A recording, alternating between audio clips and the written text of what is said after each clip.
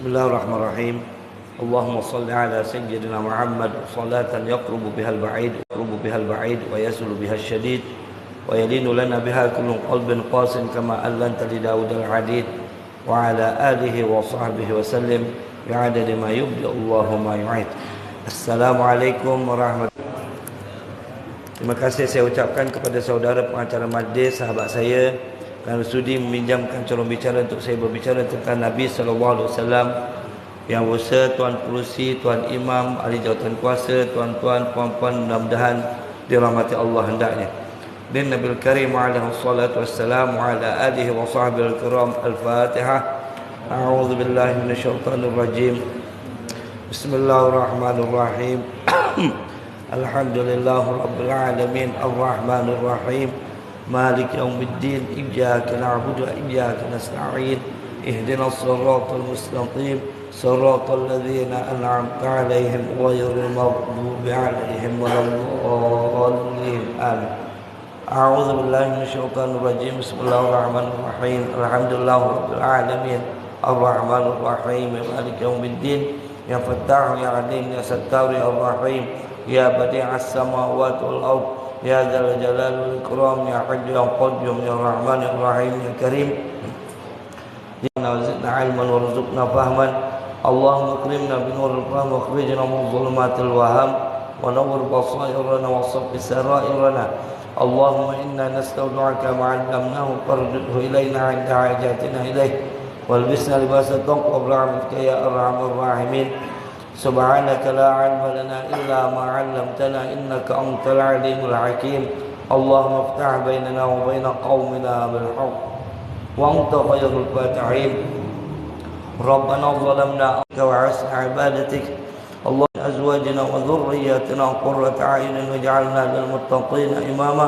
اللهم إنا نسألك العفو والعافية في الدين والدنيا والآخرة إنك على كل شيء قدير. اللهم إنا نسألك المعافاة في الدنيا والآخرة. اللهم إنا نسألك علما نافعا ورزقا طيبا وعملا متقبلا. اللهم ارزقنا رزقا حلالا طيبا واسعا باركا فيه في الدنيا والآخرة. اللهم إنا نعوذ بك من عذاب جهنم ونعوذ بك من عذاب القبر ونعوذ بك من فتنة المحيا والممات ونعوذ بك من شر فتنة.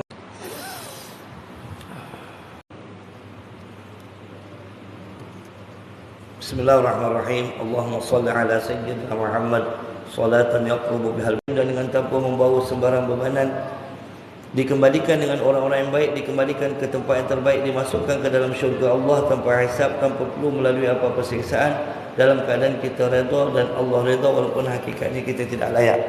Baik tuan-tuan, puan-puan, sebelum saya menerus bicara tentang Maulid Nabi sallallahu alaihi wasallam, saya nak tanya satu soalan. Saya baca doa dah tak reti nak jawab dah. Saya biasa begini, kalau nak bagi tazkirah, bagi ceramah maulud, saya akan baca doa panjang-panjang. Ada setengah tempat tu dia dah biasa dengan saya, dia kata, "Ustaz, tolong Ustaz, kita dah lambat dah ni. Baca doa pendek-pendek." Saya kata, dua sebab. Yang pertama, kita berada dalam majlis ilmu. Nabi SAW dalam satu hadis, Nabi menyatakan, "Walillahi malaikatus sayyarah." Bagi Allah ni ada malaikat yang sentiasa bergerak. Malaikat ni dia tak berhenti bergerak, melainkan dia melihat ada orang yang menuntut ilmu macam kita sekarang ni. Tak kira lah orang tu menuntut ilmu kat mana, kat bawah kolong ke, dalam dewan ke, apatah lagi dalam rumah Allah. Maka malaikat ni akan duduk sama-sama dengan kita. Dia buat tiga perkara. Yang pertama, dia memayungi, maksudnya dia menurunkan keberkatan. Jadi hari ini tuan-tuan duduk dalam majlis ilmu ni dah dapat keberkatan. Faham ke tak faham ke, dengar ke tak dengar ke, tidur ke tak tidur ke, sambil dengar ceramah, sambil main handphone ke, yang penting keberkatan dapat dulu. Kemudian yang kedua, malaikat ni dia akan mendoakan. Dia akan doakan kita yang baik-baik, dan sudah pastilah malaikat doanya makbul. Dan yang ketiga, dia akan mengaminkan doa kita. Sebab itu tadi kita doa banyak-banyak. Kita kata apa? Allahumma rzuqna mutaba'atan Nabi sallallahu alaihi wasallam. Ya Allah Tuhanku, jadikanlah kami ini pengikutnya Nabi Muhammad sallallahu alaihi wasallam. Sebab kita nak jadi pengikut Nabi bukan sekadar pengikut Nabi di bibir, tapi nak dibuktikan dalam kehidupan dan kelakuan kita hari-hari. Kalau sekadar cakap saya sayang Nabi, kalau sekadar cakap aku cinta Nabi, itu burung kakak tu waktu dia ajar cakap pun Macam mana nak ikut Nabi di hari akhirat? Senang aja. Siapa nak ikut Nabi di hari akhirat, dalam dunia tapi kalau pengurusi tidur, lambat sampai pukul 12 lah. Sebab kita nak mencontohi Nabi sallallahu alaihi wasallam. Itu Nabi luar biasa. Nabi ni tuan-tuan, orang yang sangat melazimi masjid. Siapa yang ingin ikut Nabi masuk dalam syurga, dalam dunia kena lazimi masjid. Nabi itu kan didik para sahabat. Sahabat cuba beritahu saya, mana ada sahabat yang sejak masuk Islam sampai dia wafat, dia sembahyang tidak berjemaah? Cuba cakap. Tak ada. Satu orang sahabat, bila dia masuk Islam, dia masuk je Islam sampai dia wafat, subuh, zuhur, asar, maghrib, isyak itu dalam rumah Allah. Sebab itu saya selalu pesan dengan jemaah, barang siapa yang menjadi tetamu Allah di dunia, insya-Allah dia akan menjadi tetamu Allah di hari akhirat. Barang siapa yang tidak mahu menjadi tetamu Allah dekat dalam dunia, jangan mimpi tau nak menjadi tetamu Allah di hari akhirat. Tengok Bilal bin Rabah. Bin Rabah tu minal awalin, kita panggil golongan ghuraba. Ghuraba ni maksudnya orang-orang yang agak awal masuk Islam. Masa awal-awal masuk Islam tu, dia masih dalam hamba, dia masih lagi hamba. Jadi dia nak mencontohi Nabi, nak menunaikan solat, itu terpaksa jalan dekat tengah-tengah padang pasir. 7 km pergi, 7 km balik. Sembayang kat tengah-tengah padang pasir. Padang pasir ni tuan-tuan panas. Saya tahulah, saya belajar Mesir 9 tahun panas. Kalau kat Hijaz, Mekah lagi panas. Kalau kat Mesir tu dah tak tahan. Kalau kat Mekah lagi tak tahan. Panas. Kita kalau pergi ke padang pasir, kita korek pasir, kita masuk telur, lepas tu kita timbus, dalam masa 5 minit telur tu akan masak. Jangan cakap telur tu, telur kita pun boleh masak. Pasal panasnya padang pasir. Tapi satu hari, Bilal bin Rabah ni tengah dia solat kantul dengan tuan dia. Tuan dia kata, kau buat apa? Dia kata, aku mencontohi Nabi. Aku mengikut Nabi. Tu. Ikut Nabi, dia kata. Kata tuan dia, tinggalkan. Kata Bilal bin Rabah, no, tidak sekali. Maka Bilal bin Rabah ni diseksa tuan-tuan. Disiap pakaiannya, diikat tangannya, kemudian dipukul dengan cemeti. Tersiap-siaplah kulit belakangnya. Dan bila sudah luka yang sangat dalam, dibaringkan di atas batu pasir dan batu kerikil di tengah hari bolong dalam keadaan yang sangat panas dan sangat bisa. Itu pun Bilal bin Rabah tidak pernah tinggal solat berjemaah walaupun sekali. Jadi besok, kalau Tuhan panggil kita dan Bilal bin Rabah, lalu Allah berfirman dan bertanya, di antara kamu berdua, siapakah yang lebih layak dipanggil pengikutnya Nabi di dunia sehingga layak mengikutnya Nabi di hari akhirat? Percayalah tuan-tuan, kita tak layak. Sebab itu kecintaan kita kepada Nabi jangan sekadar di bibir-bibir. Saya ceramah dekat Sempang Renggam tu sebulan sekali. Jadi ada satu masa tu imam call. Dia kata, Ustaz, malam ni jadi ceramah tak? Saya kata, jadilah. Sebab sebulan sekali. Kalau tidak jadi 2 bulan sekali. Dia kata, tapi Ustaz, malam ni ada Piala Malaysia, JDT lawan Kedah. Sudah. Saya kata, terpulang lah, Mam. Dia kata, kejap Ustaz, mesyuarat pun. Mesyuarat. Lepas mesyuarat, selang setengah jam dia call. Ustaz, bolehlah Ustaz datang. Tapi saya warning, isyak dia mesti stop. Pasal kita orang nak tengok bola. Bolehlah. Janji dapat kuliah. Bila saya pergi, bagus surau tu. Dia pasang layar putih, dia buat bakar-bakar, makan-makan. Dia ajak orang ramai tengok bola dekat surau. Tu. Tengok bola dekat surau. Tengoklah ramai-ramai. Jadi saya dapat ceramah dengan ramai orang. Tapi aku dah ngajar 4 tahun. Baru aku tahu ramainya penduduk kampung tu. Saking pergi ke masjid bukan kerana Allah, tapi kerana nak tengok bola. Ada satu masjid kat Batu Pahat ni dah 5 tahun saya mengajar. Itulah dia orangnya 10 orang. Tak bertambah, tak berkurang. Tahun lepas meninggal seorang, tinggal 9. Jadi demikian keadaan kita. Masyarakat kita, dia kata dia sayang dan dia cinta Nabi. Tapi mana? Pantang dengar kedai makan viral kari kambing 40 hari pergi. Cak kuih tiaw kambing 1 kilo pergi. Ikan patin tempoyak guling-guling. Ke Pahang 2 pergi. Tapi rumah Allah di kampung sendiri yang viral di sisi penghuni langit tak nak pergi. Bagaimana? Kita kan nak contohnya Nabi. Tuan-tuan, Nabi berhijrah 8 hari. Nabi berjalan daripada Mekah ke Madinah. Nabi bukan jalan 450 km. Nabi jalan lebih lagi. Kenapa? Sebab Nabi lalu laluan yang bukan biasalah. Kalau laluan biasa orang dapat tangkap Nabi. Jadi Nabi SAW mungkin jalannya sampai 800 km, mungkin sampai 900, mungkin sampai 1000 km. Sampai dekat Kuba, orang Madinah ajak rehat, ajak makan, Nabi tak nak. Kita kalau drive daripada Batu Pahat pergi ke Kelantan, sampai Kelantan kita buat apa? Ya kita rehat dulu, ngopi dulu, ya cari roti canai dulu, betul tak? Tapi Nabi jalan 8 hari sampai Kuba, orang Ansar ajak balik rumah, makan rehat, Nabi tak nak. Nabi terus bina Masjid Kuba. Kenapa? Maksud Nabi nak cakap pentingnya rumah Allah. Tengok bagaimana kita berkumpul dalam suasana maul. Kita dapat berkenal-kenalan, kita dapat bersaudara, kita dapat mengerat tali silaturahim, kita buang segala macam fikrah politik, kita duduk di dalam rumah Allah SWT menjadi umatnya Nabi Muhammad SAW. Sebab itu tuan-tuan, barang siapa yang menjadi tetamu Allah di dunia, insya-Allah jadi tetamu Allah di hari akhirat. Barang siapa yang tidak mahu menjadi tetamu Allah di dunia, jangan mimpi nak jadi tetamu Allah di hari akhirat. Mari kita mencontohi Nabi. Kan Nabi orangnya sangat melazimi masjid, sangat melazimi kuliah, sangat melazimi perkara-perkara yang sangat baik. Tuan-tuan dan puan-puan, apakah hukum meraih hari kelahiran Nabi? Ada orang cakap dengan saya, Ustaz, meraih hari kelahiran Nabi hukumnya bid'ah. Ya betul, memang bid'ah. Tapi dalam mazhab Syafi'i bid'ah ada dua ya. Satu bid'ah hasanah, satu lagi bid'ah dalalah. Satu bid'ah yang baik, satu bid'ah yang sesat. Takkanlah meraih hari kelahiran Nabi merupakan bid'ah yang sesat. Dan tentulah dia merupakan bid'ah yang baik. Orang kita ni pun satu, sikit-sikit bid'ah, sikit-sikit bid'ah. Saya ada sekali tu, saya pergi ceramah dekat satu tempat. Jadi kebetulan saya takut terlewat, jadi saya pun pergi dulu. Masa tu belum makan, perutnya lapar. Belum makan, perutnya lapar. Tapi dalam hati tak apalah nanti lepas ceramah kan ada makan-makan. Jadi mengharap makanlah kita. Biasa, makan-makan ni biasa. Tuan-tuan baca kitab Rahib Maktum. Ketika awal dakwah Nabi SAW, ketika dakwah Syria, Nabi berdakwah kepada ahli keluarga dekat mana? Di rumah Al-Arqam bin Abi Arqam. Sebelum dakwah Nabi masak-masak lah bagi orang makan. Ada dalil dia. Jadi saya pun kata tak apalah, lepas ceramah mungkin agaknya ada makan. Habis ceramah semua orang balik. Tutup tingkap, tutup pintu, tutup kipas. Saya pun panggil, "Ma, kenapa balik?" Dia balik, "Tak ada makan ke?" Dia kata, "Tak ada Ustaz." Saya kata dengan dia, "Kenapa tak ada makan?" "Bid'ah Ustaz." "Oh payahlah kau, makan pun bid'ah." Tuan-tuan, hari ini kita meraih hari kelahiran Nabi. Berapa ramai orang lupa Nabi hari ini? Cuba bayangkan kalau kita tak meraih hari kelahiran Nabi. Itu kalau dekat sekolah saya, yang tak pandai baca Fatihah pun ada tahu.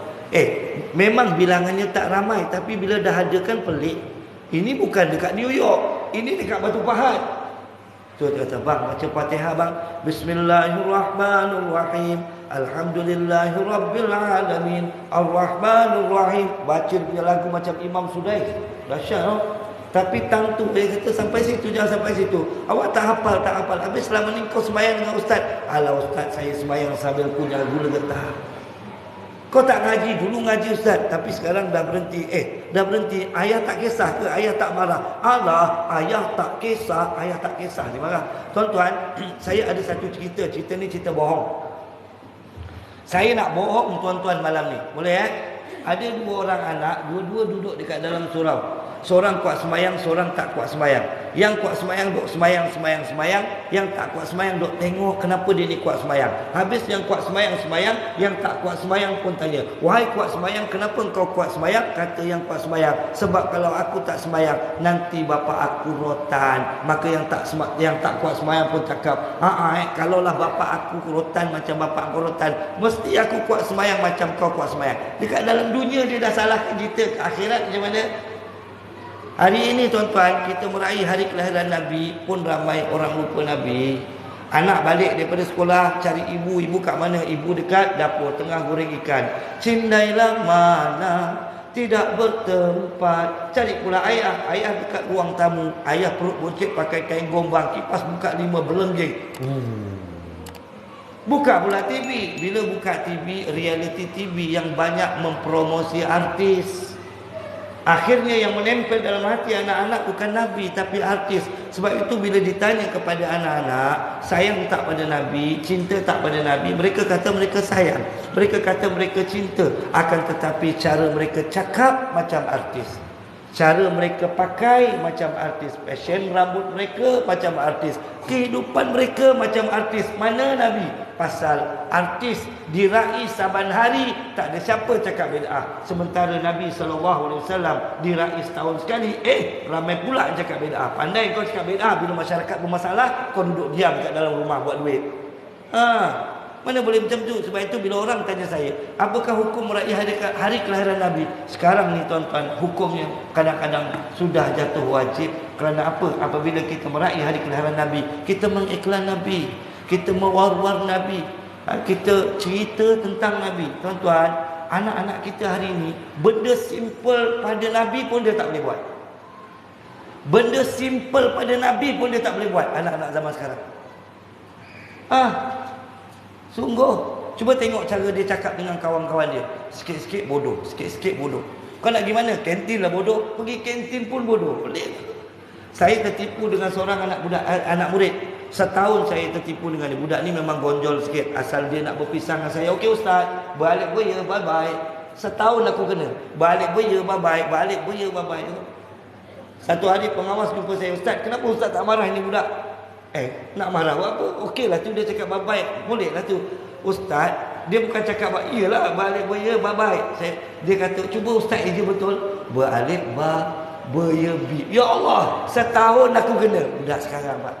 Dulu ustaz belajar kat Mesir 9 tahun. Saya belajar kat Mesir 9 tahun. 2 tahun saya duduk UK tau, petik strawberry. Jadi satu hari saya jumpa seorang perempuan di kota London, nama dia Raudah. Raudah ni memang cun melecun, bercek corek nawa, cakap sama lawa sungguh. Satu hari saya jumpa Raudah di kota London. Oleh kerana Raudah ni perempuan cantik, saya lelaki handsome. Bila jumpa dia, saya pun kejok. Depan Raudah saya pun cakap, how are you Raudah? Tahu apa dia jawab? Astaghfirullahalazim, my big brother Amir, we are Muslim, you supposed to give salam. Assalamualaikum warahmatullahi ta'ala wabarakatuh. Kemudian dia cakap dengan saya, where are you heading? Saya kata, I'm going to the library. Dia kata apa? Subhanallah, Masya Allah, already in Azhar, still want to study pre-example to others. Allah. Daripada mulutnya sudah mencerminkan orang Islam. Daripada mulutnya sudah mencerminkan betapa dia mencontohi Nabi SAW. Very simple thing, part of Nabi SAW pun ramai orang tak boleh buat. Budak-budak sekarang pun siapa ambil bla-bla. Itu bahasanya. Tukar. Bodoh tu tukar pandai. Nak pergi kantin lah bodoh, tukar. Nak pergi kantin lah pandai, tukar pandai. Sebab Nabi tidak mencontohkan. Sebab kita nak jadi umat Nabi Muhammad SAW yang kecintaan kita bukan sekadar di bibir-bibir, tapi dibuktikan dengan kelakuan. Takkan benda kecil pun tak boleh buat. Benda kecil tak boleh buat, lagilah benda besar. Benda kecil tak boleh buat, benda besar tak boleh buat. Takkanlah boleh masuk syurga. Mana boleh? Impossible. Mustahil. Bacalah kitab Ar-Rijal Haular Rasul. Sedarlah diri. Tuan-tuan, itu para sahabat ibadahnya la ilaha illallah. Kalau saya baca kitab Ar-Rijal Haular Rasul, menangis-nangis tu. Itu pun diorang dah ibadah gila-gila. Sayyidina Ali menangis-nangis bila pergi bulan Ramadan. Dia tanya, wahai Ali, kenapa nangis? Dia kata, aku khawatir ibadah aku tidak diterima oleh Allah SWT. Kita yang ibadah ni culas-culas pun berangan. Itu satu yang kadang-kadang buat konten. Buat konten semain tahajud, buat konten lah dekat Facebook. Orang pun balas, orang pun komen, padahal muka akak berseri-seri, rajin tahajud rupanya. Kita pun balas komen, kata, adik, kalau kita beribadah, kita jangan riaklah pada Allah. Kita mesti ikhlaskan hati. Sudahlah, engkau buat posting dekat Facebook, kita riaklah tu. Jadi kita nak ikut Nabi di hari akhirat, tuan-tuan kena terlebih dahulu ikut Nabi dekat dalam dunia. Itu dia punya main point dia. Dulu saya kecil-kecil, nenek saya sambil potong bawang tu sambil baca berzanji. Wa baraza sallallahu alaihi wasallam wadi'i yadayhi 'ala al-ardi rafi'ar sahu ila sama'il aliyah. Nanti saya main-main Allah. Tapi menempelkan Nabi. Jadi sebenarnya railah Nabi. Kita raih Nabi SAW secara besar-besaran macam kita buat pada malam ini. Tapi kemudiannya kita raih Nabi dengan membawa sunnah-sunnah Nabi, dengan membawa ajaran Nabi masuk ke dalam rumah kita. Tuan-tuan dan puan-puan, Nabi ni satu manusia yang sangat hebat. Hebatnya Nabi Muhammad SAW, sampaikan nama dia pun Allah simpan. Ketika Nabi Adam AS dia melakukan dosa, dicampak ke bumi, Nabi Adam bertaubat kepada Allah SWT untuk sekian lama, tapi Allah tak terima. Hinggalah pada satu hari Nabi Adam AS dia teringat nama Nabi Muhammad, sebab ketika dia berada dekat dalam syurga, di bawah arasy Allah tu ada kalimah la ilaha illallah Muhammadur Rasulullah. Di tiang-tiang syurga tu ada kalimah la ilaha illallah Muhammadur Rasulullah. Jadi dia pun angkat tangan dan berdoa, ya Allah Tuhanku, dengan berkat kasih Muhammad sallallahu alaihi wasallam, maka ampunkanlah dosaku. Sebaik dia menyebut nama Nabi Muhammad sallallahu alaihi wasallam, Allah ampunkan dosa. Menyebut. Sebab itu kita sebagai umat Nabi Muhammad ni kena rajin selawat. Satu selawat kita selawat ke atas Nabi, Allah selawat ke atas kita 10 kali. 10 kali kita selawat ke atas Nabi, Allah selawat ke atas kita 100.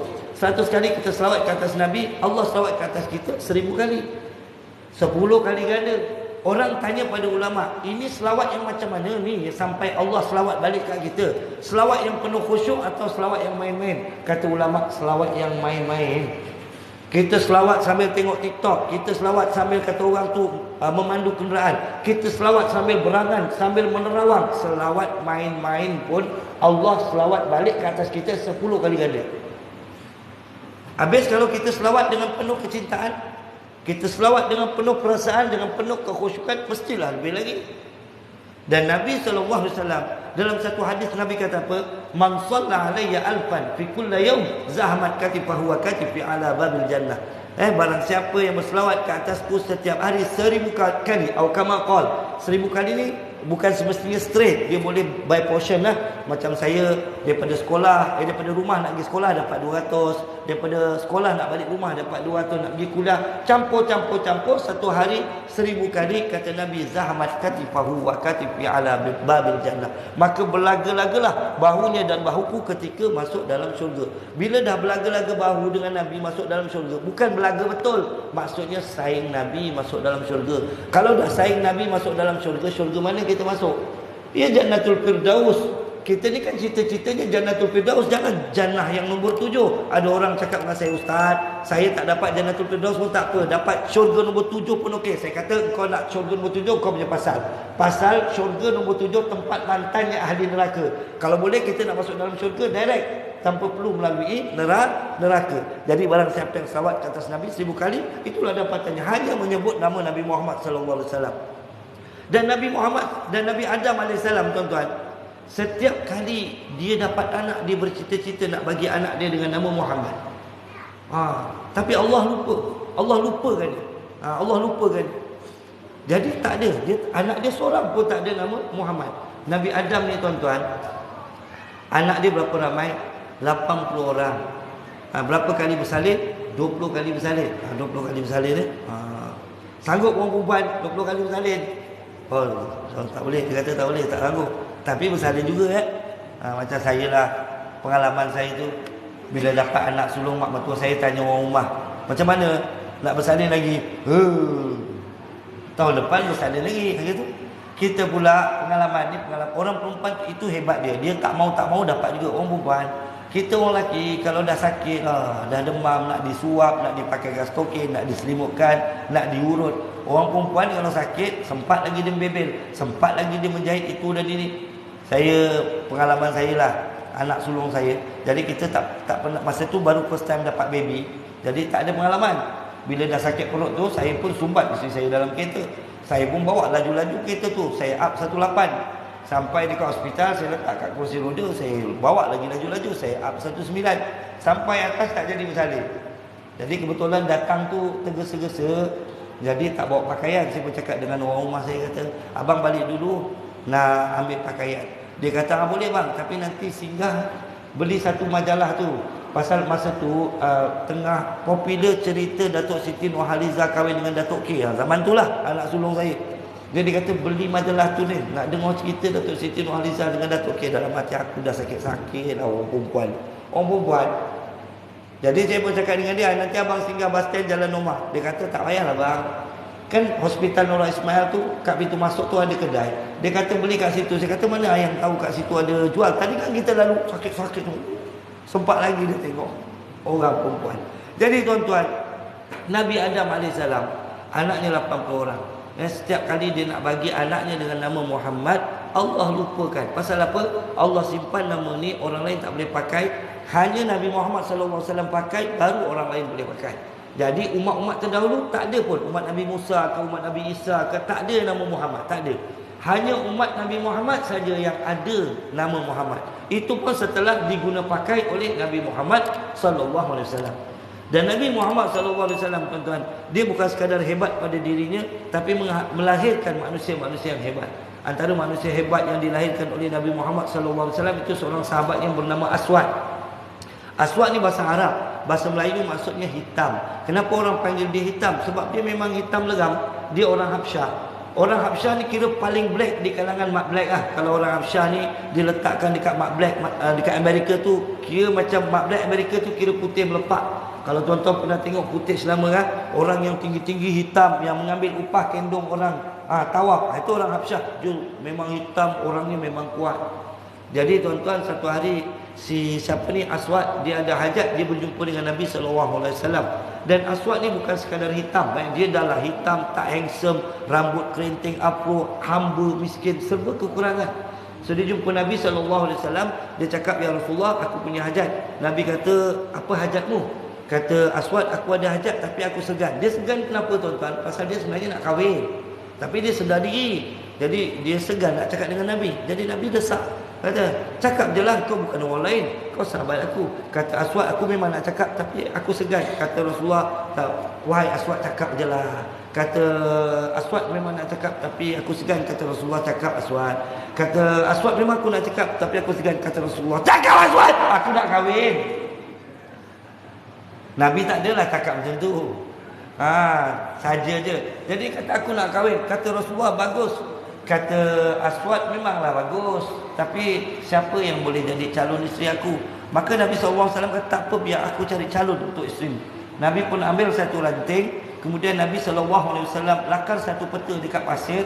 Bila dah lakar tu, Nabi kata, "Kau pergi rumah orang ni, cakap aku pinang anaknya untuk kau." Jadi Aswad pun amati peta yang dilakar oleh Nabi SAW. Bila dia amati, tengok-tengok, dia tepuk dahi. Kenapa dia tepuk dahi? Sebab rumah yang dimaksudkan oleh Nabi SAW itu adalah rumah seorang bangsawan yang sangat kaya. Udahlah dia kaya, dia cuma ada seorang anak perempuan, seorang aja, dan menjadi rebutan pemuda Madinah. Kerana anaknya sangat lawa, cun melecun, mercek torek nak wacakam, lawa sungguh. Jadi Aswad pun sangsi. Tapi bila Rasulullah dah suruh pergi, dia pun pergi. Sampai dekat rumah tuan rumah, dia nak bagi salam, dia teragak-agak. Dan perbuatan Aswad ni dilihat oleh bapa perempuan. Bapa ni turun, "Wahai Aswad, kau ada hajat ke?" Kata Aswad, "Aku tak ada hajat." Yang ada hajat Rasulullah. Pandai Aswad. "Apa hajatnya?" Kata Aswad, "Aku nak cakap tapi aku segan." Kata bapa dia, "Tak payah segan lah, kita sama-sama sahabat, cakap je lah, tapi aku segan." Jaga-jaga tuan-tuan, saya dah nak menjerit tadi.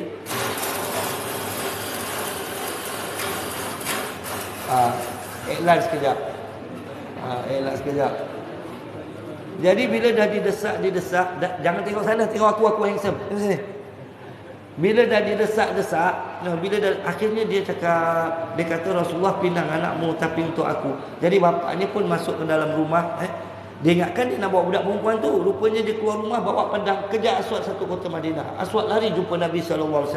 Dan perbualan Aswad ni tuan-tuan, dengan bapa ni didengari oleh anak perempuan ni. Anak perempuan ni turun, dia nasihat ayah dia. Kata ayah dia, "Ini pinangan Rasulullah. Walaupun Aswad ni mungkin serba kekurangan di sisi mata manusia, tetapi bila Rasulullah pilih untuk aku, pasti itu yang terbaik." Tengok budak perempuan yang dididik oleh Nabi SAW. Sebab itu tuan-tuan, bila ada orang nak kahwin, kita mudah-mudahkan. Jangan payah-payahkan. Macam zaman Rasulullah, siapa nak kahwin Rasulullah carikan. Siapa nak kahwin Rasulullah carikan. Rasulullah main langgar je, as long as kau kahwin. Macam tu. Jadi kadang-kadang hantaran sampai 30-40 ribu. Boleh ke hantaran sampai 30-40 ribu? Boleh. Tapi biarlah kena pada barangnya. Anak makcik ni, kenapa saya nak minang dia hantaran sampai 40 ribu? Memang anak makcik hafal Quran 30 juzuk. Baru betul. Anak makcik pandai macam-macam taranum. Kau besok dapat anak-anak kau semua pandai taranum. Anak makcik ni pandai masak macam-macam masakan dunia. Kau kahwin dengan dia, pagi kau makan ala-ala Jepun, tengah hari kau makan ala-ala Jerman. Baru betul. Barulah kena. Ini dah lah gemuk, tak pandai masak, asyik tengok handphone, baju tak berlipat, hantaran sampai 20,000, tak kena. Jadi bila bapak ni sudah dinasihatkan oleh anak perempuan ni, bapak ni insaf, dia pun pergi jumpa Nabi sallallahu alaihi wasallam. Dia kata, "Ya Rasulullah, aku taubat, aku terimalah Aswad sebagai menantu, gembiralah Aswad." Jadi Nabi tanya, "Wahai Aswad, ni kau nak kahwin? Ada belanja kahwin?" Kata Aswad, "Ya boh, tak ada." Jadi Nabi sallallahu alaihi wasallam perintah para sahabat, kumpul dana, bagi dekat Aswad, suruh dia shopping. Jadi Aswad pun pergi shopping lah dekat BP Mall yang ada kat Madinah masa tu, bukan ada dekat Batu Bat. Jadi tengah shopping, tiba-tiba ada seruan untuk pergi berjihad. Zaman Rasulullah, kalau ada sahabat yang mahu kahwin dalam masa yang sama ada seruan jihad, Nabi SAW akan bagi pelepasan, tak payah pergi jihad, kahwin dulu.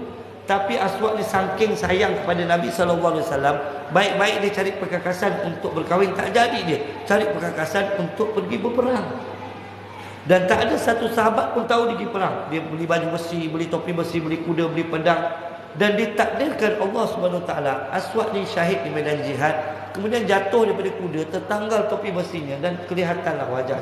Sahabat kata, "Kenapalah Aswad pergi perang?" Dan berita kewafatan Aswad disampaikan kepada Nabi SAW. Nabi pun datang ziarah jenazah Aswad.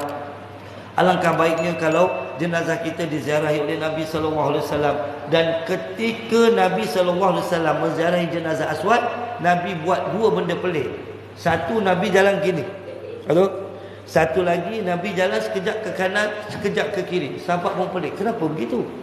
Jadi sahabat kata, tak apalah, kita biar dulu Nabi selesai urusan dengan Aswad, dengan jenazah Aswad. Lepas ni kita tanya. Dah selesai ditanya, "Rasulullah, kenapa begitu?" Kata Rasulullah SAW, "Aswad ni menjadi rebutan bidadari syurga. Bidadari syurga ni ratusan ribu melompat-lompat daripada langit yang pertama, tarik-menarik antara satu sama lain untuk dapatkan Aswad. Dan ketika mereka tarik-menarik antara satu sama lain, terselaklah betis mereka. Maka aku tidak mahu melihat aurat mereka, maka aku pun tutup." Gitu. Jadi lepas daripada ini kita contohin Nabi lah. Kalau kita nampak aurat gini, bukan gini. Gini salah. Ni payah. Kita punya pun kita tengok, orang lain punya pun kita tengok. Lepas tu nak ikut Nabi, payah kata. Kemudian yang kedua, Nabi jalan sekejap ke kanan, sekejap ke kiri. Kenapa? Kata Nabi, sebab Aswad ni, jenazah ni disolatkan oleh ratus ribu malaikat. Tuan-tuan, saya nak cerita begini. Aswad ni satu sahabat Nabi yang tak popular pun. Barangkali inilah pertama kali tuan-tuan dengar nama beliau. Udahlah, dia tak glamour, dia ni miskin, orangnya tak handsome, hamba, rambut kerinting afro, kulitnya hitam legam sampai dipanggil Aswad, tuan-tuan. Tapi oleh kerana dia mengikut Nabi sallallahu alaihi wasallam, dia buka hati dia kepada ajaran-ajaran dibawa oleh Nabi sallallahu alaihi wasallam. Tengok bagaimana Allah naikkan makam dan darjat dia. Jadi begitulah keadaan kita, kan? Walaupun kita tak pernah jumpa Nabi, walaupun kita tidak pernah berbual dengan Nabi sallallahu alaihi wasallam, tapi kalau kita buka hati kita kepada Nabi, insya-Allah Allah akan muliakan kita sebagaimana Allah muliakan sahabat-sahabat Nabi, sehingga kita boleh digelar pengikutnya Nabi di dunia, sehingga kita boleh dilantik menjadi pengikutnya Nabi di hari akhirat. Siapa yang menjadi pengikut Nabi di hari akhirat baru boleh masuk dalam syurga. Nah, tuan-tuan, beberapa tahun yang lepas ada satu orang pakcik. Pakcik ni dia meninggal dekat Muar. Ketika dia meninggal dunia, kematiannya sangat dicemburui, sangat dicemburui. Kenapa, tuan-tuan? Dia ni orang biasa je. Dia ni belajar pun tak habis, motor pun tak ada, yang ada cuma beca, kerjanya jual tempe. Tapi dia meninggal ketika sujud dalam rumah Allah, sedang menunaikan solat sunat tahajud pada 10 malam terakhir Ramadan, sementara nak menanti sembahyang subuh berjemaah. Itu dia. Hebat tak kematian dia? Dia bukan ustaz balik Timur Tengah pun. Dia bukan ketua mana-mana kumpulan tarikat pun. Pakcik buat tempe, tak ada siapa kenal dia. Tapi bila dia mati, jadi viral. Kenapa Allah muliakan dia macam tu? Sebab dalam kehidupan dunia, dia ikut Nabi. Itu cerita dia. Kita kata kita sayang Nabi, kita kata kita cinta Nabi, jangan cakap aja. Sebab cakap semua orang boleh cakap, buat tak boleh buat semua, jangan tinggal semua. Beberapa minggu lepas, tuan-tuan, dekat Bindu ada satu pakcik tu memanglah humble orang. Humble, orangnya very humble. Kaki kuliah, kaki berjemaah. Kalau datang subuh, subuh Bilal belum datang dia dah sampai. Dia sembahyang tahajud dulu. Meninggal, tuan-tuan, meninggal hari Jumaat. Lepas tu meninggalnya waktu siang, tapi tak dapat dikebumikan waktu siang. Kebetulan malam tu ada kuliah. Jadi tak terlupa nak beritahu ustaz ada kematian, tak payah datang kuliah. Tapi dah terlupa, ustaz pun datang bagi kuliah jenazah kat situ. Sampai ustaz tu puji orang ni mesti luar biasa dia. Dekat dalam dunia tu Allah dah letakkan dia dekat dalam taman-taman dalam syurga. Ni kita duduk dalam rumah Allah ni, dengar ilmu kat taman-taman dalam syurga. Nampak tak? Jadi apa yang kita lakukan dekat dalam dunia, yang kita mencontohi Nabi itu akan kita bawa bukan sekadar dalam dunia je, tapi sampai ke akhirat, tuan-tuan. Sampai ke akhirat kita akan bawa. Sebab itu marilah bermula malam ini kita buktikan kecintaan kita kepada Nabi SAW, bukan sekadar di bibir-bibir, tapi kita buktikan. Jadi apakah sebenarnya yang sangat diberati oleh Nabi? Tuan-tuan, yang sangat diberati oleh Nabi ialah menuntut ilmu. Itulah sunnah Nabi nombor 1. Kau nak tinggal sunnah Nabi, kalau boleh jangan. Tapi istilahnya kalau nak tinggal yang lain, yang ini tak boleh tinggal. Tengok anak-anak kita masa dekat sekolah, dia adalah belajar pendidikan agama Islam, betul adalah buka-buka Al-Quran, betul habis tingkatan 5, talak 3 lah dia dengan ilmu agama tu. Barangkali silap-silap ada sebahagiannya baca Quran setahun sekali. Kalau tak di Yasinan hari Khamis malam Jumaat, barangkali jumpa Quran tu setahun sekali. Tapi TikTok boleh 5-6 jam satu hari.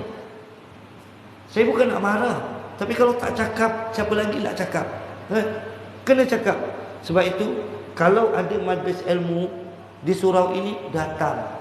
Kalau tak boleh datang seminggu 3 kali, takkan tak boleh datang seminggu sekali.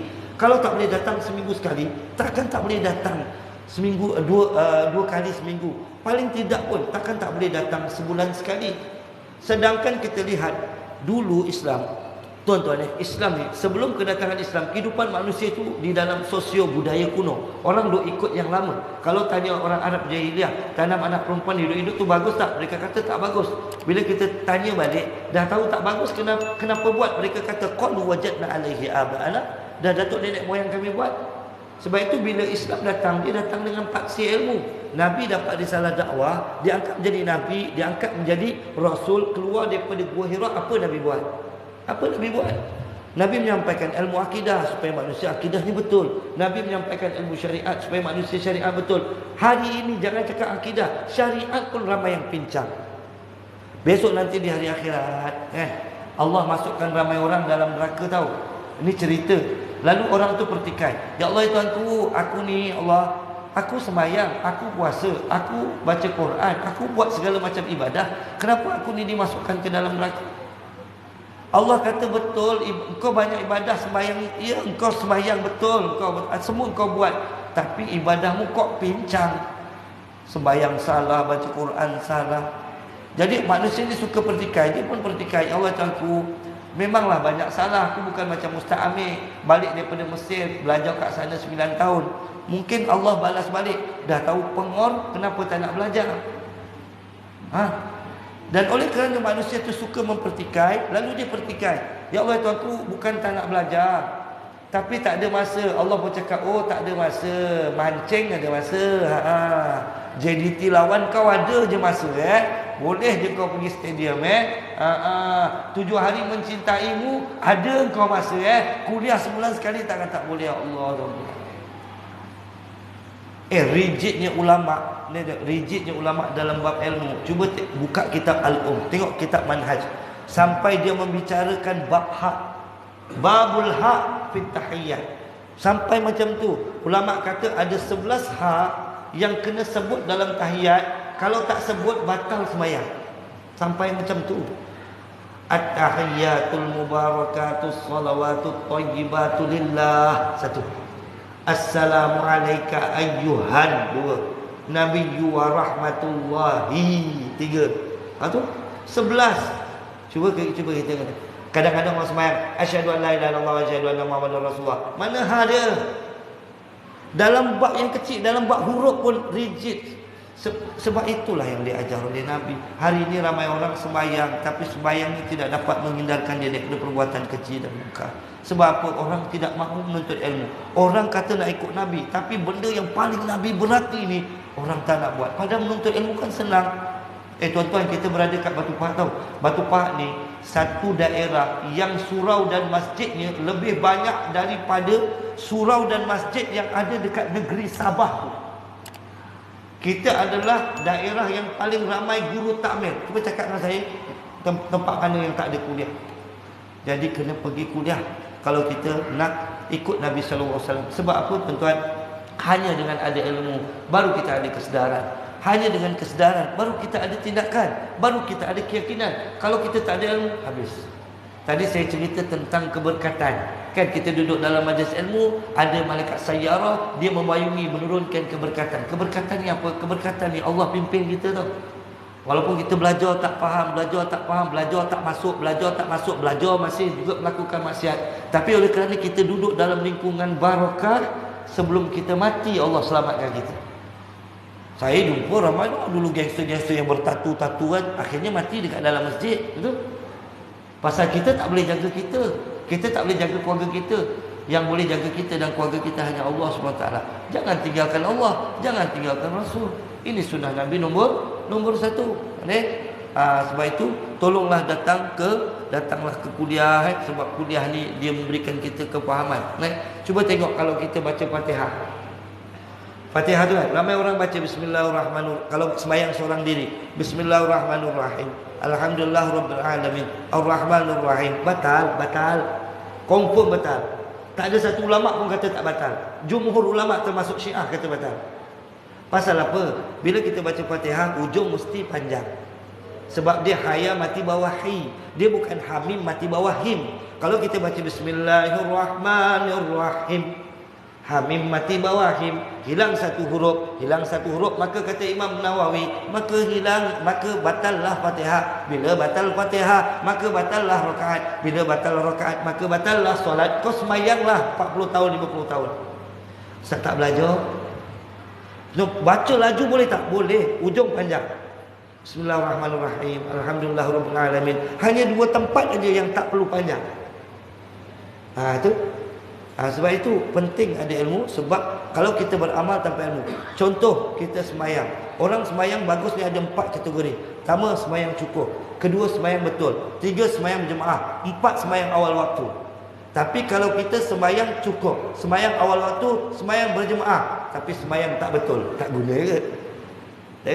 Jadi begitu tuan-tuan. Kita nak ikut Nabi, kalau tak boleh ikut semua, jangan tinggal semua, tapi tolong jangan tinggal yang ini. Kalau ada kuliah, datang. Kalau tak boleh datang, kata orang tu, kalau sini ada kuliah hari-hari, tak boleh datang hari-hari, tak apa, sebulan sekali pun okey. Janjikan ada keberkatan masuk, ada ilmu. Tapi kalau boleh, lebihlah daripada itu. Lagi kalau ada kuliah hadis. Kuliah hadis ada, ni saya ada bawa buku hadis ni tuan-tuan. Nanti lepas ni saya beritahu. Kalau ada kuliah hadis, datang. Sebab apa? Orang kalau dengar matan hadis, ini kalau ada baca hadis, jangan baca bahasa Melayunya sahaja, baca Arabnya tu.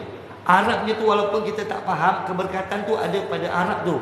Matan hadis, saya ada beberapa masjid, dia buat program hadis, dia baca makna betul. Makna tu untuk kita ikutlah kan. Tapi keberkatan tu datang pada bahasa Arabnya. Baca dulu Arabnya. Barang siapa yang dengar hadis, dalam satu hadis yang sahih, Nabi kata Allah akan elokkan akhlaknya.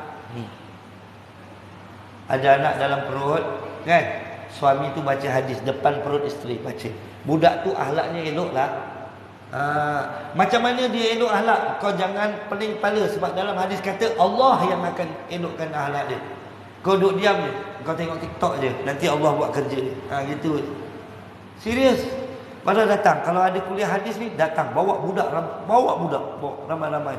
Tak boleh ustaz, budak ustaz nanti dia jerit-jerit, dia melompat-lompat. Standard lah, namanya pun budak. Kalau pengurusi ni yang lompat-lompat tu baru kita pelik. Baru kita panggil ahli mesyuarat. Pasal apa? Kita nak buat laporan pasal pengurusi lepas maulud lompat-lompat, guling-guling. Baru betul. Budak 5 tahun lompat-lompat. Kita pun dulu 5 tahun lompat-lompat. Bawa tuan-tuan, anak-anak dengar kuliah. Dan ingat satu benda, ingat satu perkara, bahawa syaitan ni bijak tau. Syaitan ni dia sebelum diutus untuk merosakkan kita kan, untuk kata orang tu menghasut kita melakukan kejahatan, syaitan ni tuan-tuan dia masuk University of Syaitan. Dia pun ada syllabus, dia ada Kementerian Pendidikan dia lagi hebat, serius. Antara syllabus syaitan apa? Dia buat kita belajar tapi tak beramal dengan apa yang kita pelajari. Betul? Wah ni Ustaz cerita pasal selawat, kecintaan Nabi bukan sekadar di bibir-bibir, dalam hati semangat. Semangat tai ayam. Besok tak nampak batang hidung juga ni. Ada tak nampak. Itu pernah dah aku mengajar dekat satu surah tu, rapatkan saf, baca dah puluh-puluh hadis buat rapatkan saf. Oh nggih. 4 tahun tak rapatkan saf. Jadi jangan sampai tertipu dengan syaitan. Syaitan buat kita belajar tapi tak beramal dengan apa yang kita pelajari. Apa lagi syaitan punya silibus? Antaranya ialah dia buatkan kita sibuk dengan benda sunat tapi menculaskan benda yang wajib.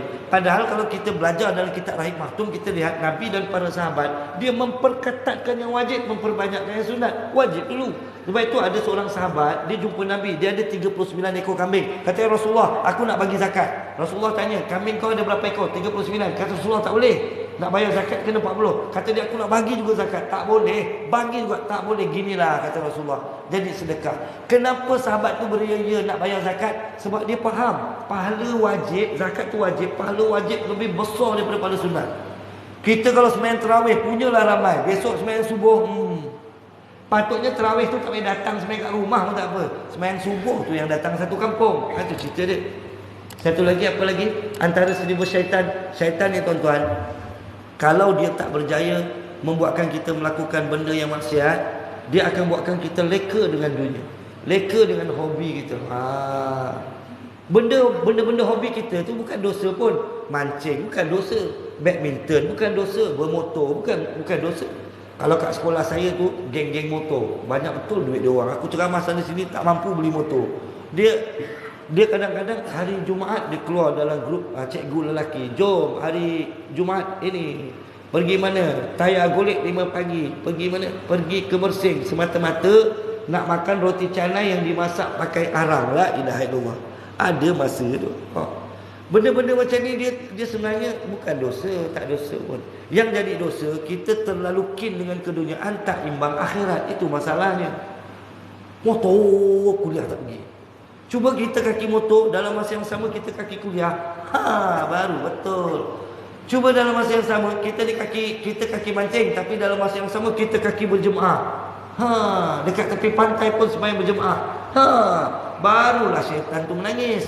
Barulah namanya pengikut Nabi sallallahu alaihi wasallam nampak. Gitu. Ini saya nak bawakan bahawa kita nak ikut Nabi tidak boleh sekadar di bibir-bibir, tunjukkan dengan kelakuan, tapi benda yang tak boleh kita tinggal untuk ilmu. Tak boleh. Tak ada ilmu tak berjaya. Kita nak masuk syurga dengan ilmu, bukan dengan amalan. Tuan-tuan, kita nak masuk syurga bukan dengan amalan, dengan ilmu. Orang yang amalannya terima bila amalannya tu dengan ilmu. Yang amalannya betul. Yang amalannya betul kerana Allah. Betul? Panjang kalau aku nak cerita ni, panjang kan nanti lah. Sambung tahun depan kalau tak mati. Yang kedua tuan-tuan, Nabi ni bila antara yang dibawa oleh Nabi yang perlu kita lazimi dalam kehidupan kita ialah Nabi SAW bila dia melakukan sesuatu amalan, dibuat secara istiqamah. Apa saja amalan kita ada amalan. Tadi kita dah belajar tentang selawat. Cubalah istiqamahkan dalam kehidupan kita. Menuntut ilmu istiqamah. Kita mungkin kalau boleh jangan bermula dengan yang besar, kita mula dengan yang kecil. Kalau kita ni jenis orang tak rajin, kita tahu diri sendiri, okeylah aku mula kuliah sebulan sekali. Tapi lama-lama jadi 2 kali sebulan. Betul? Makin lama makin baik, makin lama makin baik. Selawat tadi kan kita baca kata orang tu 1000 kali kalau boleh. Kalau tak boleh tak apalah, mula dengan 100 kali. Tapi amalan tu mesti istiqamah. Sebab dia sebenarnya tak semestinya kita buat benda besar dia hebat. Kadang-kadang kita buat benda kecil hebat. Ramai orang sangka dia masuk dalam syurga kerana amalan yang besar-besar. Rupanya dia masuk dalam syurga kerana amalan yang kecil-kecil tapi dia buat secara istiqamah. Ingat tu. Masuk syurga. Alhamdulillah. Ya Allah Tuanku, adakah aku masuk syurga kerana tahajud aku yang berpuluh-puluh rakaat setiap malam? Oh tak. Tahajud kau banyak riak. Dah tu aku masuk syurga kerana apa? Kerana kau rajin susun selipar guru-gurumu masa kau belajar. Sekadar susun selipar je. Iya. Ni dalam ketika Isra Mi'raj kan Nabi lihat seorang pemuda yang Allah bagi dia kebebasan untuk memilih masuk mana saja syurga, pintu syurga. Nabi tanya malaikat Jibril, ini amalan dia apa? Dia kata pemuda ni pantang nampak bahaya dekat tengah jalan. Ada batu, dia terfikir nanti kalau orang bawa terseret mati anak orang, berhenti dia alihkan batu. Itu je amalan dia. Bukan baca Quran, bukan tahajud. Bukanlah maksudnya jangan baca Quran, jangan tahajud. Tapi saya nak cerita, ada orang sangka dia masuk dalam syurga kerana amalan yang besar-besar. Rupanya masuk dalam syurga kerana amalannya yang kecil-kecil tapi dibuat secara istiqamah. Ada pula orang sangka dia masuk dalam neraka kerana dosanya yang besar-besar. Rupanya masuk dalam neraka kerana dosanya yang kecil tapi dibuat secara istiqamah. Fikirkan. Jadi kita buat satu amal. Boleh tahan sikit lagi boleh ni? Macam boleh tahan orang lelaki. Boleh macam tak semangat Orang perempuan boleh tahan. Boleh. Sikit lagi tuan-tuan. Tuan-tuan, beberapa tahun lepas saya tunjukkan satu video, satu footage kepada anak murid saya tentang satu orang ulama Mesir jadi imam sembahyang asar. Anak murid dia hafizah, puluhan, semua hafaz 30 juzuk. Habis dia solat asar, dia pun mengajar kitab. Bila dia mengajar kitab tu, tengah dia mengajar, tiba-tiba tangan dia lemah longlai. Tiba-tiba terpancar kalimah Allah. Nampak dekat video tu, nampak kalimah Allah, bercahaya kalimah Allah kat dahi. Tiba-tiba dia sebut la ilaha illallah Muhammadur Rasulullah. Tiba-tiba inna lillahi wa inna ilaihi raji'un. Ini cerita betul. Jadi dia bukan mati satu husnul khatimah, banyak husnul khatimah. Pertama, meninggal setelah jadi imam. Kedua, meninggal dengan keadaan makmumnya itu semua hafizah 30 juzuk belaka. Kemudian ketiga, meninggal dalam rumah Allah. Keempat, dia meninggal terpancar kalimah Allah di dahinya. Kelima, meninggal sempat menyebut la ilaha illallah Muhammadur Rasulullah. Keenam, meninggal sedang mengajar kitab tafsir. Ketujuh, meninggal disambut oleh anak-anak muridnya yang hafizah dengan zikrullah. Jadi bukan satu husnul khatimah, banyak husnul khatimah. Anak murid saya pun cakap, kata ustaz, kalau saya ni seorang asik, satu orang yang banyak melakukan dosa, cakap bukan-bukan, tengok bukan-bukan, manjang tengok porno, lepas tu nak ikut pengikut Nabi SAW, buat itu, buat ini. Saya ni seorang asi ustaz. Tapi kalau saya mati macam ni, macam mana ustaz? Saya kata, kalau kau seorang asi dan kau mati macam ni, insya-Allah kau akan mati dalam keadaan husnul khatimah. Dia kata, ustaz, saya ingin mati seperti ini. Saya kata dengan dia, jangan cakap engkau lah, aku pun nak mati macam ni juga. Tapi mari kita muhasabah dia. Bagaimana kita nak mati dalam rumah Allah? Kalau kita datang rumah Allah hanya apabila ada majlis-majlis seperti majlis maulud Nabi, hanya apabila maulud, ataupun hanya apabila ada YB datang. Bagaimana kita nak mati baca Al-Quran? Kalau kita tengok TikTok lebih banyak, baca Quran pun 2 hari sekali. Itu pun baca pun 2-3 minit. TikTok kalau tak tengok jadi seriau, jadi gila sekejap. Bagaimana kita nak mati dalam keadaan kita menyebut nama Allah? Kalau yang dizikirkan dekat mulut kita beralif beryasin alif lam, benda-benda macam tu. Kalau kita beramal dengan satu amalan yang dibuat secara istiqamah, insya-Allah tuan-tuan, kita mati dalam amalan istiqamah kita. Yakinlah Allah Maha mengetahui keadaan kita yang lemah. Allah berfirman dalam Al-Quran, wa khuliqal insanu dha'ifan. Memang aku tahu, aku jadikan manusia ini dalam keadaan lemah. Allah tahu. Jadi Allah akan ampunkan dosa kita.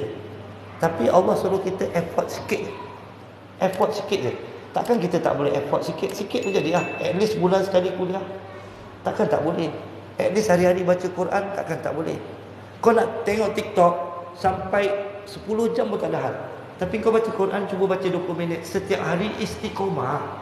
Okeylah 20 minit lama sangat. Takkan 10 minit tak boleh. Takkan kau baca Quran satu minit je. Allah tahu kita lemah. Allah akan ampunkan dosa kita. Oh, betul, kalau kita belajar bagaimana Allah hisap, panjang, setengah jam tak habis. Tak apa. Lain kali kita cerita dalam episod yang akan datang bagaimana Allah hisap manusia. Hisap ni ada 2 kali. Satu serentak, satu one by one. One by one tu dia ada 3 kategori. Cara dia hisap macam mana. Ada manusia yang Allah hisaban yasir. Sampai dihisap dengan cara yang ringan. Sampaikan orang yang dihisap tu rasa lepas ni, dia rasa. Ini disebut dalam tafsir. Allah tengok lebih kurang. Ni banyak ni, tengok porno ada, ini ada ni. Lepas tu Allah tanya, kau tahu tak benda ni dosa? Kita pun jawab, tahu ya Allah, aku mengaku aku dosa. Maka Allah berkata, dengan rahmat aku ampunkan dosa. Masuk syurga. Tak perlu lalu neraka.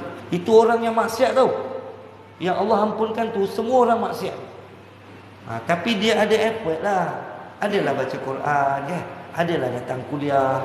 Habis kalau hidup bangunnya lambat, subuh dinosaur, bangun-bangun cari makan, kerjanya tak nak, lepak kat tembok, selawat pun tidak, baca Quran 5 tahun lepas masa tengah tak. Takkan Allah nak tolong? Sikit pun tak boleh ke? Itu cerita dia. Jadi tuan-tuan, saya nak tamatkan ceramah saya ni dengan satu cerita. Tadi cerita bohong, yang ini cerita betul. Satu hari saya makan dekat pesta, tuan-tuan. Tengah saya makan, tiba-tiba datang satu orang gila. Saya kenal orang gila ni. Saya pun panggil. Saya panggil orang gila ni. Saya suka duduk dengan dia dan berbual-bual dengan dia. Kerana apa? Kerana celotehnya melucukan. Jadi saya belanja dia kopi O-Ice dengan mi goreng mamak. Habis makan, dia berbicara dengan saya dengan dia timbulkan satu isu, dan isu tu membuatkan saya sentak. Dia kata, apa Ustaz, hari ini ramai orang yang kata mereka sayang dan cinta Nabi, tapi hakikatnya mereka munafik, mereka penipu. Saya kata, iya ke? Oleh kerana dia gila, saya main-mainkan dia. Saya kata, iya ke? Dia kata, iya Ustaz. Dia kata, kalau tak percaya Ustaz balik ke sekolah, Ustaz minta anak murid Ustaz senaraikan 100 sunnah Nabi. Mesti dia tak boleh. Tapi minta dia senaraikan 100 nama artis, 100 nama atlet. Kalau JDT punya tim, semua pemain JDT tu dia mesti tahu. Saya kata, betul juga, orang gila ni pandai walaupun dia gila. Tiba-tiba dia minta saya kertas dengan pen. Saya pun cikgu, saya pun adalah bawa pen dengan kertas. Saya pun bagi pen dengan kertas. Bila saya bagi dia tengok saya atas bawah. Saya kata dengan dia, kenapa? Dia kata, Ustaz, saya ni orang gila, mana pandai baca, mana pandai tulis. Ustaz lah tulis. Betul juga. Saya pun tanya, jadi kau nak aku tulis apa? Cuba Ustaz senaraikan 100 sunnah Nabi. Saya senarai 1 sampai 10, laju 10 sampai 20, kurang laju 20 sampai 30. Macam tak boleh. Bila saya selalu boleh, tapi hari itu tak boleh. Bila tak boleh, dia menjerit macam orang gila. Dia kata, Ustaz munafik, Ustaz penipu. Dia jerit macam, dia tu dah gila, tapi dia jerit macam orang gila. Dia kata, Ustaz munafik, Ustaz penipu, Ustaz ni pandai mengajar orang sana sini, tapi Ustaz 2 kali 5, 5 kali 2, 10. Ustaz lebih teruk daripada orang yang teruk. Ya Allah, aku belanja kau mi goreng. Tiba-tiba berkumandang seruan azan di Masjid Sultan Ismail. Allahu Akbar, Allahu Akbar. Saya pun pergi. Konon-konon macam nak sembahyang, tapi saya tak boleh tipu Sebenarnya saya nak jauh daripada orang gila tu sebab memalukan. Dia menjerit, orang tengok saya, orang kenal saya, dia kata saya munafik dan sebagainya. Dan saya makin jauh daripada dia, suara dia makin mengecil, tapi makin kuat terngiang-ngiang. Waktu sembahyang tak khusyuk. Habis sembahyang biasanya saya mengaminkan doa imam. Tapi hari itu saya tak mengaminkan doa imam. Saya terus pergi beranda tengok langit dan menitis air mata saya. Kenapa tuan-tuan? Sebab dia orang gila betul cakap dia. Kita orang betul, banyak gila kita. Kita kata kita sayang Nabi. Kita kata kita cinta Nabi. Mana Nabi dalam hidup kita? Mana? Tak ada. Kita sebenarnya tak kenal pun Nabi. Tak pernah baca pun tentang Nabi. Tak pernah tahu pun sirah Nabi. Jadi marilah selepas daripada ini, kecintaan kita itu bukan sekadar di bibir-bibir, tapi kita buktikan dengan kelakuan. Selagi ada nyawa, kita buat sikit-sikit. Memang kita tak boleh bermula dengan banyak, tapi kita ambil tahu, buat sikit-sikit, insya-Allah akan berjaya. Ada satu lagi cerita, orang lelaki boleh tahan? Boleh tahan? Orang perempuan boleh tahan? Kalau korang boleh tahan, korang tunggulah sini. Saya tak tahan, saya nak balik Tapi sebelum pulang, saya ada bawa 2 buah buku. Ni geng pintar solat lah. Ni sesuai untuk anak-anak sekolah rendah lah sebenarnya, tapi untuk orang dewasa pun sesuai. Dia ada 8 dalam satu: azan, wuduk, wirid, bacaan solat, doa, solat jenazah, solat musafir, ayat-ayat Al-Quran. Dan dalam dia agak cantik, kulit dia agak bagus. Kemudian ada gambar, ada bahasa Arab, ada bahasa Melayu yang diarabkan bagi anak-anak yang tak boleh baca Jawi dan Arab. Dia boleh tengok-tengok dulu dan ada makna dia. So siapa yang berhajat, ini jualan amal, bantu saya lah, bantu saya untuk, kata orang tu, dengan penjualan ni kita dapat membantu sebahagian daripada orang. Harga dia RM6 saja. RM6. Dan siapa yang berhajat untuk sponsor ke sekolah-sekolah boleh hubungi saya, sebab di sekolah-sekolah ada camp bestari solat. Dia anak-anak pelajar sekolah rendah ni, memang di bawah Kementerian Pendidikan, dia ada satu program namanya camp smart solat tu. Kalau saya buat camp smart solat, nanti di Pabali ada camp smart solat yang akan kita buat dekat asrama anak yatim nanti bila saya hantar iklan, harapannya waktu cuti tu hantarlah anak-anak. Dia memang berbayar. Begitu tunjukkan kesalahan lazim dalam Al-Fatihah. Apa yang selalu orang buat salah dalam Al-Fatihah, macam tadi yang saya tunjukkan. Okey. Jadi siapa yang berhajat, harga dia RM6, nanti boleh masuk dalam tabung. Okey. Saya ada sediakan meja kat luar. Yang kedua, ni ada buku hadis bimbingan anak soleh. Hadis ni Buku ini tidak ada dijual di kedai-kedai sebab saya tak guna distributor. Diorang ambil persen banyak sangat.